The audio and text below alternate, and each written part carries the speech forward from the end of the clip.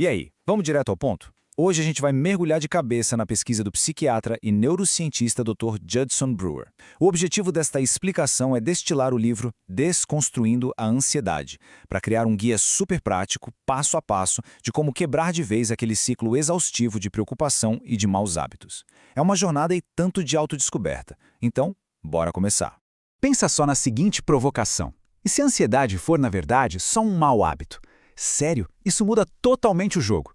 A gente costuma pensar na ansiedade como um transtorno complexo, algo fixo e impossível de mudar.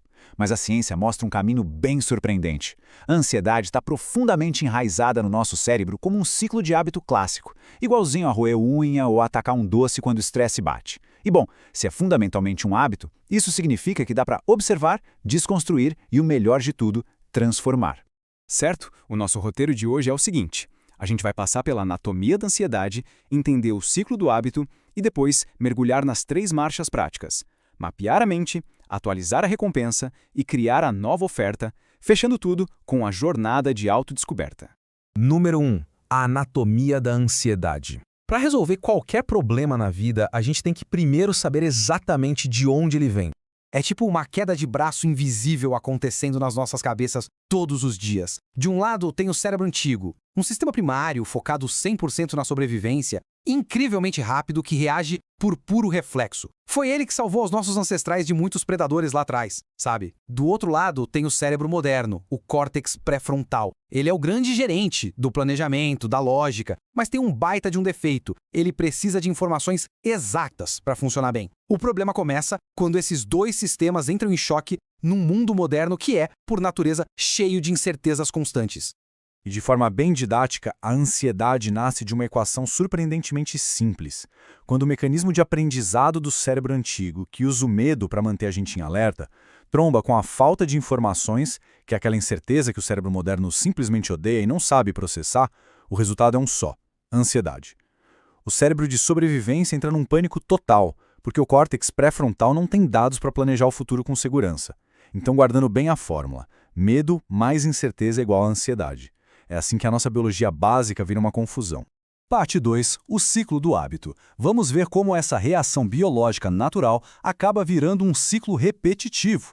Aqui a gente precisa entender o tal do reforço negativo. Na real, o cérebro é uma máquina super eficiente. Ele adora criar hábitos para economizar energia. Tudo começa com um gatilho.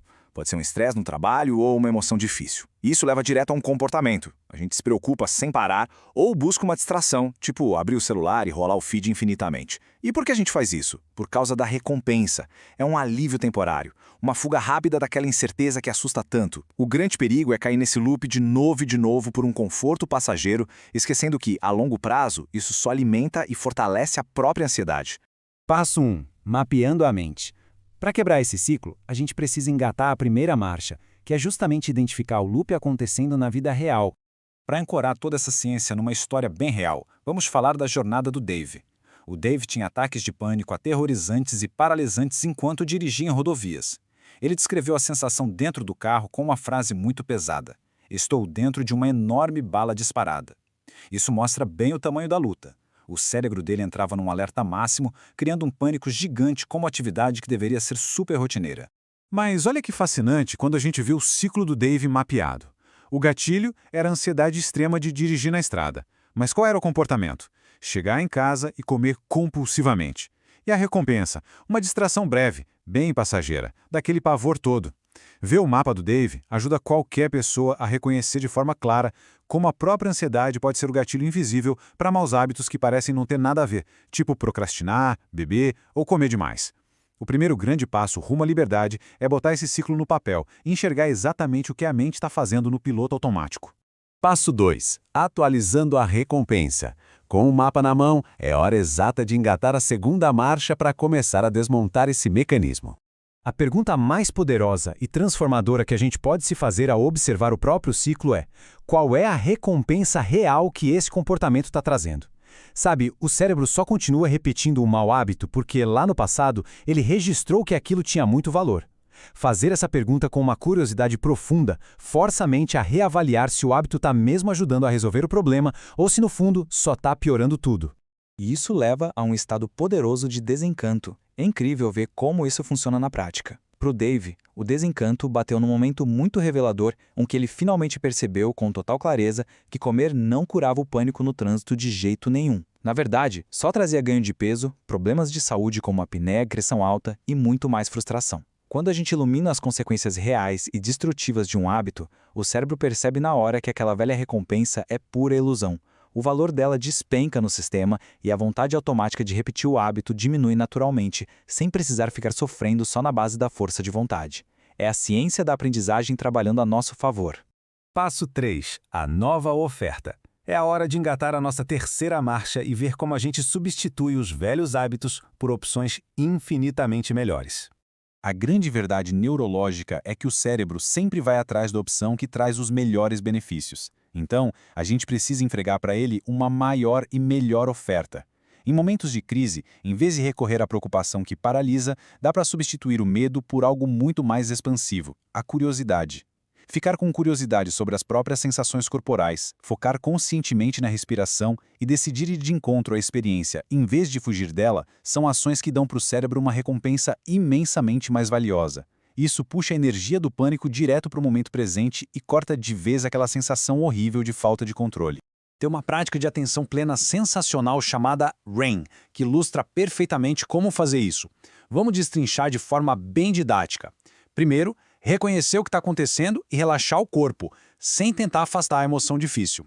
Segundo, aceitar a onda, permitir que a ansiedade simplesmente exista ali naquele momento, sem brigar com ela.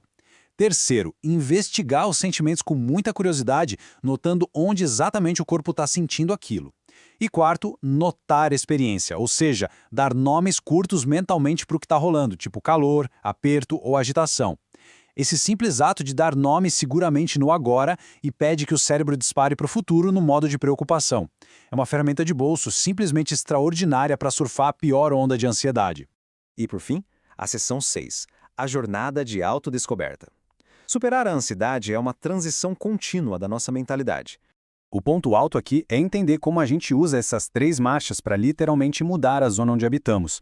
Quase todo mundo tenta viver só na zona de conforto, que é super segura e previsível, mas muito limitante. Quando o imprevisto chega, o cérebro de sobrevivência chuta a porta e joga direto na zona de pânico, onde a desconexão é enorme. Mas o segredo fascinante da neurociência é que usando ativamente a curiosidade e aceitando o desconforto inicial, sai-se da zona de pânico e entra-se com os 2 pés na zona de crescimento. É exatamente nesse espaço que a resiliência nasce e os padrões de pensamento mudam de verdade. O desfecho da jornada do Dave é incrivelmente encorajador.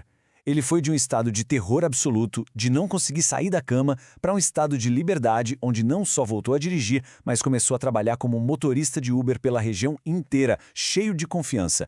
E não parou por aí. Quebrar o ciclo de comer por estresse fez ele perder absurdos 44 quilos de forma natural, curando vários problemas de saúde. Isso prova de maneira muito contundente que engatar essas 3 marchas leva a um crescimento pessoal profundo e a uma verdadeira libertação das amarras da ansiedade.